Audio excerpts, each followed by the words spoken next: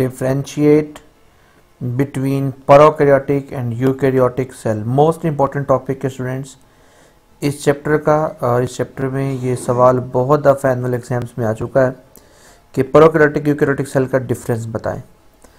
Prokaryotic possess prokaryotic cell, prokaryotes उन्हें कहा जाता है जिनके पास प्रोकैरियोटिक सेल हो, which are simpler than the eukaryotic cell, जो कि यूकैरियोटिक सेल की निस्बत खासा सिंपल होता है, सादा होता है। The main difference between prokaryotic and eukaryotic cells क्या हैं उनको डिस्कस कर लेते हैं। ये आपके पास एक प्रोकैरियोटिक सेल दिखाया गया जिसमें जनरली सेल वॉल मौजूद है, सेल मेम्ब्रेन मौजूद है, न्यूक्लियस नहीं है बल्कि क्रोमोसोम्स जो हैं वो डायरेक्टली क्या हैं साइटोप्लाज्म में एम्बेडेड हैं। छोटे छोटे राइबोसोम्स भी मौजूद हैं और इसमें सर्कुलर डीएनए प्लाज्मिड्स भी मौजूद हैं। तो हमारे पास जो स्टार्ट में चैप्टर्स के दो डायग्राम दिखाए गए हैं प्लांट और एनिमल सेल, वो एक तरह का यूकैरियोटिक सेल है। ये जो है आपके पास क्या है प्रोकैरियोटिक सेल है। तो स्टूडेंट्स जो बेसिक डिफरेंस है प्रोकैरियोटिक यूकैरियोटिक सेल का उनको देख लेते हैं। सबसे पहला डिफरेंस है न्यूक्लियस का फ़र्क है, दूसरा डिफरेंस है अदर ऑर्गेनेलीज का है, तीसरा इनका साइज का डिफरेंस है, चौथा इनके अंदर सेल वॉल का डिफरेंस है। न्यूक्लियस का मतलब क्या है, न्यूक्लियस का क्या डिफरेंस है।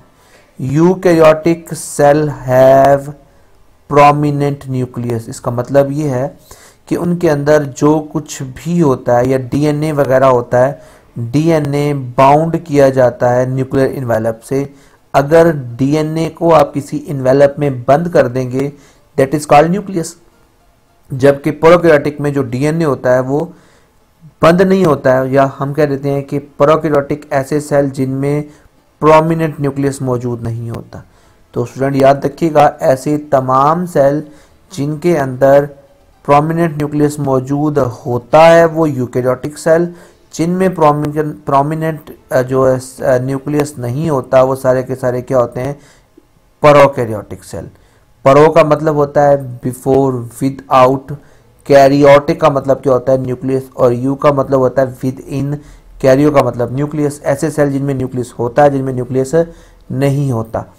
दो हमारे पास हो गए, यूकैरियोटिक जिनमें न्यूक्लियस होता है, प्रोकैरियोटिक जिनमें न्यूक्लियस नहीं होता। Their chromosomes consist DNA only and float in the cytoplasm. Their का मतलब क्या है कि प्रोकैरियोटिक सेल ऐसे सेल होते हैं जिनके क्रोमोसोम डीएनए पर मुश्तमिल होते हैं और फ्लोट कर रहे होते हैं साइटोप्लाज्म में। नियर द सेंटर, उस रीजन को कहा जाता है न्यूक्लियोइड। यानी हमारे पास जो डायग्राम दिखाई गई है इसमें ये जो हमारे पास रीजन है सारे को बोला जाता है, ये हमारे पास क्या होगा एज अ होल न्यूक्लियोइड कहलाता है। सेकेंड डिफरेंस है ऑर्गेनेलीज का। जी हाँ स्टूडेंट्स, यूकैरियोटिक सेल के अंदर तमाम ऐसे ऑर्गेनेलीज होते हैं जो मेम्ब्रेन में बाउंडेड होते हैं। पीछे स्टूडेंट्स आप लोग मेम्ब्रेन बाउंडेड ऑर्गेनेलीज को पढ़ के आए हैं, जिसमें माइटोकॉन्ड्रिया भी मेम्ब्रेन बाउंडेड था, गोल्गी अपैरेटस भी मेम्ब्रेन बाउंडेड था, एंडोप्लाज्मिक रेटिकुलम भी मेम्ब्रेन वाले थे, प्लास्टिड भी मेम्ब्रेन वाले थे, वैक्यूल भी मेम्ब्रेन वाले थे। तो जितने भी मेम्ब्रेन बाउंडेड ऑर्गेनेलीज हैं वो must be in eukaryotic cell. लेकिन प्रोकैरियोटिक सेल में ऐसे ऑर्गेनेलीज होते हैं जो क्या है मेम्ब्रेन बाउंडेड नहीं होते। Membrane bounded organelles are not present in prokaryotic cell. इसका मतलब ये है कि जो हमारे पास मेम्ब्रेन बाउंडेड ऑर्गेनेलीज हैं सिर्फ और सिर्फ किस में होते हैं यूकैरियोटिक में होते हैं। बगैर मेम्ब्रेन वाले भी यूकैरियोटिक में होते हैं, पर प्रोकैरियोटिक में सिर्फ और सिर्फ बगैर मेम्ब्रेन वाले होते हैं, मेम्ब्रेन वाले नहीं होते। राइबोसोम की बात है, राइबोसोम बगैर मेम्ब्रेन के है। राइबोसोम यूकैरियोटिक सेल का भी हिस्सा होगा और प्रोकैरियोटिक सेल का भी हिस्सा होगा, लेकिन खास जो हमारे पास यूकैरियोटिक होंगे वो सिर्फ और सिर्फ मेम्ब्रेन वाले होंगे ना। प्रोकैरियोटिक जो हैं उनमें मेम्ब्रेन नहीं होती है। जी स्टूडेंट आपने याद रखना है कि उनके बाहर जो मेम्ब्रेन है वो नहीं होती है। ऐसे ऑर्गेनेलीज यूकैरियोटिक में तो होते हैं पर प्रोकैरियोटिक में नहीं होते हैं। प्रोकैरियोटिक में कौन से होते हैं बगैर मेम्ब्रेन वाले, बगैर मेम्ब्रेन वाले प्रोकैरियोटिक में भी होते हैं और यूकैरियोटिक में भी होते हैं, दोनों जगह पर होते हैं। तो राइबोसोम्स के साइज का थोड़ा सा कंपेयर होता है। यूकैरियोटिक का जो राइबोसोम होता है वो कंपैरेटिवली ज़रा लार्ज इन साइज होता है, और यूकैरियोटिक का हमारे पास जो कंपैरेटिवली हमारे पास है वो या लार्ज होने की वजह से क्या होता है हम कहते हैं जी प्रोकैरियोटिक जो होता है वो कंपैरेटिवली साइज में थोड़ा छोटे होते हैं। तो यही हमारे पास अगला डिफरेंस भी है, साइज है। Eukaryotic cells are on average 10 time 10 गुना लार्जर होते हैं प्रोकैरियोटिक सेल की निस्बत। यानी जो यूकैरियोटिक सेल होता है वो एवरेजली 10 गुना बड़ा होता है किसी भी प्रोकैरियोटिक सेल की निस्बत। यूकैरियोटिक सेल बड़ा होता है। फिर हमारे पास चौथा और आखिरी डिफरेंस है सेल वॉल का स्टूडेंट्स, बड़ा इंपॉर्टेंट डिफरेंस है, तो आपने इसको याद रखना है। सेल वॉल के अंदर क्या है, जो हमारे पास सेल वॉल यूकैरियोटिक सेल की होती है वो बनी होती है सेलुलोज की, यानी जिनके अंदर न्यूक्लियस होता है उनकी अगर सेल वॉल होगी तो वो बनी होगी सेलुलोज से या काइटन से बनी होती, जैसा कि फिंजाई की सेल वॉल। सेल वॉल का टॉपिक आप पीछे पढ़कर आए।